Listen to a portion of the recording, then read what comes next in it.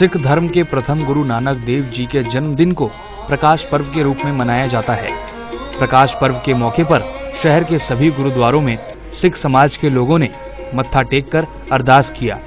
इसी दौरान समाज के सभी वर्ग के लोगों ने वाहिगुरु से अमन और शांति की दुआएं मांगी। वाहिगुरु जी खालसा, वाहिगुरु जी की फतेह। आज श्री गुरु नानक देव जी के 543वें प्रकाश पर्व के उपलक्ष्य में खालसा स्कूल रायपुर छत्तीसगढ़ में एक विशेष कीर्तन दरबार का आयोजन किया गया है, जिसके लिए आनंदपुर साहब सिंह साहब जो कि फूला सिंह जी हैं वो आए हुए हैं कथावाचक, और अमृतसर से भाई गुरुदेव सिंह जी आए हैं जो कीर्तन द्वारा साध संगत को निहाल करेंगे। पावन पर्व जन्मदिन की पूरे छत्तीसगढ़ वासियों को बहुत बहुत शुभकामनाएं।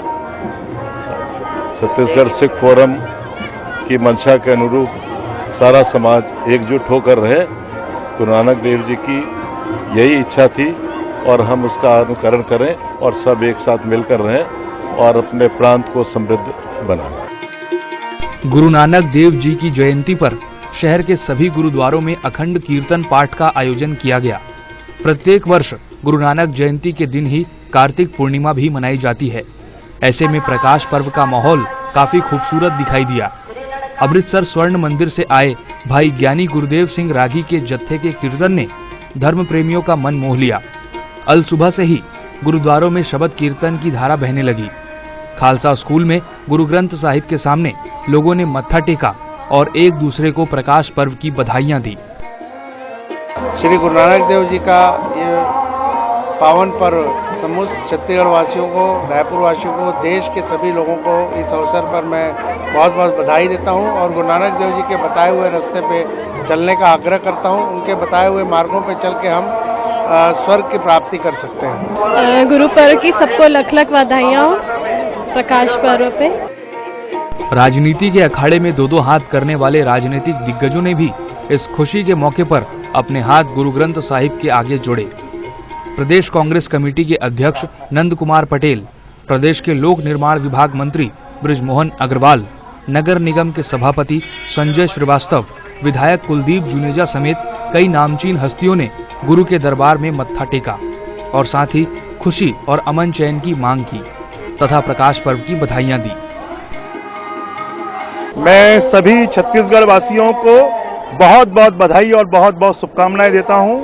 गुरु नानक देव जी ने जो संदेश पूरे देश को दिया है, पूरे समाज को दिया है, पूरे विश्व को दिया है, वो आज भी प्रासंगिक है और उससे हम प्रेरणा लेकर और समाज की और देश की रक्षा करें। मेरी बहुत बहुत शुभकामनाएं और बहुत बहुत बधाई। प्रकाश पर्व और गुरु नानक जयंती, इस अवसर पर समूचे छत्तीसगढ़ वासियों को और विशेष करके सिख समाज के भाइयों और बहनों को मैं ढेर सारी शुभकामनाएं देता हूं और खूब बधाई देता हूं। छत्तीसगढ़ के सभी निवासियों को, भाइयों को, बहनों को गुरु नानक जयंती की बहुत बहुत बधाई, बहुत बहुत शुभकामनाएं देता हूं। और हमारे छत्तीसगढ़ प्रदेश की यह परंपरा रही है कि सारे त्योहारों को, सारी खुशियों को सारे जाति के लोग एक साथ मनाते हैं। ये परंपरा बनी रहे। हम लोग गुरुओं के जो माथा टेकते हैं गुरुओं के चरणों में, ये परंपरा और ये प्यार हमारे प्रदेश में हमेशा बना रहे।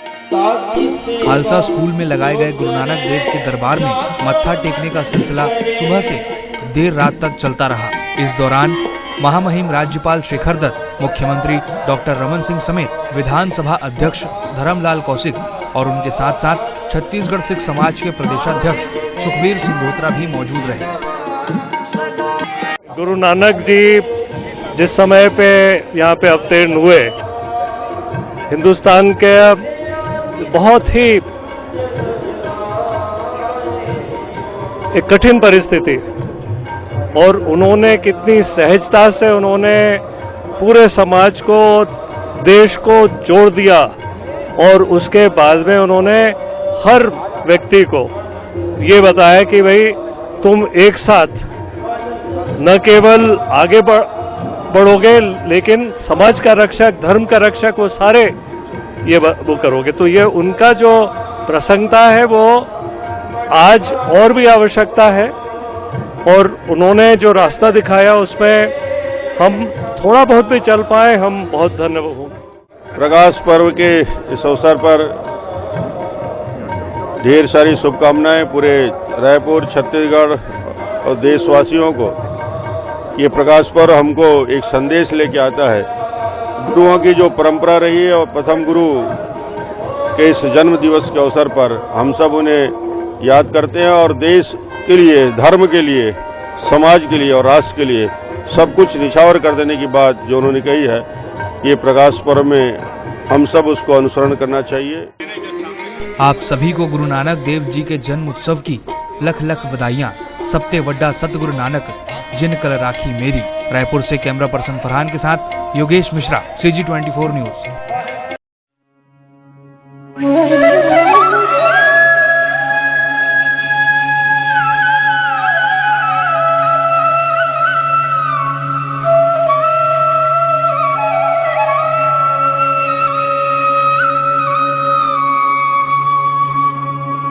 जेता समुद्र सागर नीर भरिया, तेते औगण हमारे। दया करो किच मेहरे उपाओ, डुबदे पत्थर तारे। जीड़ा अग्न बराबर तापे, भीतर वगे काती। प्रणवत नानक हुक्म पछाणे, सुख होवे दिन राती। जिका को हंस करे, जिका को हंस करे। क्या हंस क्या बगुला, क्या हंस क्या बगुला। जाको नदर करे, जो तिस भावे नानका। काको हंस करे, जिका को हंस करे। हंस तो जावे सो रोवत आवे, रोवत जावे सो हंसे। बस तो होए सो उजर, उजर होए सो बसे। जलते थल कर, थलते कुआं, कूपते मेहर करावे। धरती ते आकाश चढ़ावे, चढ़े आकाश गिरावे। भिखारी ते राज करावे, राजा ते भिखारी। खल मूरख ते पंडित करबो, पंडित ते मुगदारी। नारी ते जो पुरख करावे, पुरखन ते जो नारी। कहो कबीर साधु को प्रीतम, तिस मूरत बलिहारी।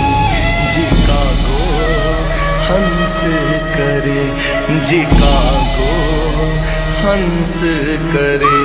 क्या हंस क्या बगुला, क्या हंस क्या बगुला।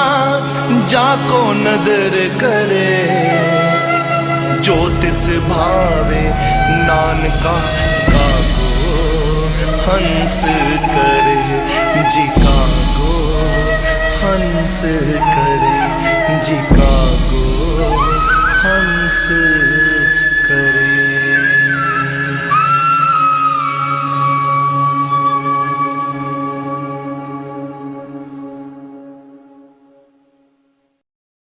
छठवें वेतनमान और सिविलियन की मांग को लेकर 1 नवंबर से आंदोलन कर रहे शिक्षा कर्मियों के प्रदर्शन थमने पर प्रदेश के मुख्यमंत्री डॉक्टर रमन सिंह ने खुशी जाहिर की है और इस आंदोलन के थमने से प्रदेश के हजारों छात्र छात्राओं को राहत मिलने का विश्वास मुख्यमंत्री ने दिलाया है।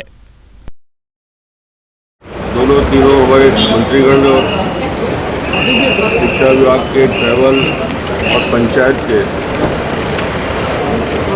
हमारे प्रमुख सचिव और सचिव सबकी उपस्थिति में हमने कहा था कि ये सारे विषय जो तात्कालिक है बदनाम बदलने का है, और जो दूसरे ऐसे मामले जिस पे इतनी बहुत ज़्यादा बात नहीं पड़ना है और जो कुछ किया जा सकता है उनको हमने पहले ही निर्णय ले लिया था। और तीनों हमारे जो वरिष्ठ सचिव हैं उनकी वो 90 दिन के अंदर रिपोर्ट देंगे। फिर उसमें आगे दूसरे विषय में अन्य राज्यों में शिक्षाकर्मियों को क्या स्थिति है, क्या वहाँ बेनिफिट दिए जा रहे हैं और सेवा शर्तों में उनके बाकी स्थानों में क्या तक रखे गए, इन सबको देखते हुए वहाँ 90 दिन के अंदर रिपोर्ट देंगे। फिर सरकार उस पर निर्णय लेगी। अच्छा हुआ सभी मामलों में संघ ने, जो अलग अलग 6 संघ हैं, सबने हड़ताल वापस लिया और ये छात्रों के लिए, छत्तीसगढ़ के लिए और सभी के लिए अच्छा है।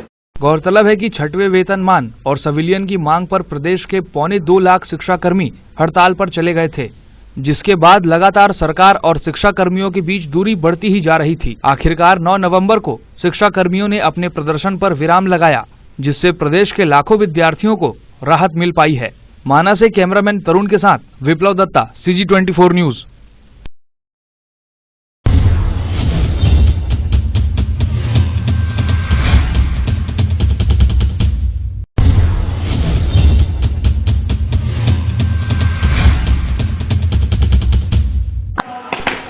ग्यारह का दिन कई जिंदगियों के लिए खुशी लेकर आया, तो एक परिवार के लिए ये दिन मातम का सबब बन गया। 10 नवंबर की देर रात 12 बजे यानी कि 11/11/11 की तारीख शुरू हो चुकी थी। तभी रायपुर रेलवे स्टेशन के प्लेटफॉर्म नंबर 2 पर युवक की कटी लाश मिलने से सनसनी फैल गई। मालगाड़ी के सामने आकर युवक ने अपनी जान दे दी। युवक की उम्र लगभग 30 साल बताई जा रही है। मृतक के पास से पुलिस को एक डायरी भी मिली है, जिसमें उसने खुदकुशी करने का जिक्र किया है। डायरी में युवक का नाम नरेश कुमार लिखा है। फिलहाल मृतक के परिजनों की तलाश में पुलिस जुट गई है। मंदिर तरफ से आप लाइन में करीबन 01 बजे लगभग मालगाड़ी आई, जिसमें से एक व्यक्ति मालगाड़ी की चपेट मारने से कट गया है। कट गए की सूचना मिलने पर उसको बॉडी को उठाकर थाना ले आए हैं सुरक्षित, और उसके वारसिन का तलाश कर रहे हैं। क्या कुछ मिला है डायरी वगैरह? हाँ, डायरी मिला है। डायरी में रमेश नागेश लिखा है, जिसके तहत हम लोग परिवार की तलाश कर रहे हैं। रेलवे स्टेशन से प्लेटफॉर्म नंबर 2 में युवक की लाश मिली है। वहां पर जीआरपी के जवान तैनात रहते हैं, पर पुलिस की नजर का इस युवक पर न पड़ना आराम फरमाती जीआरपी की मुस्तैदी को साबित करने के लिए काफी है। रायपुर से योगेश मिश्रा, CG24 न्यूज।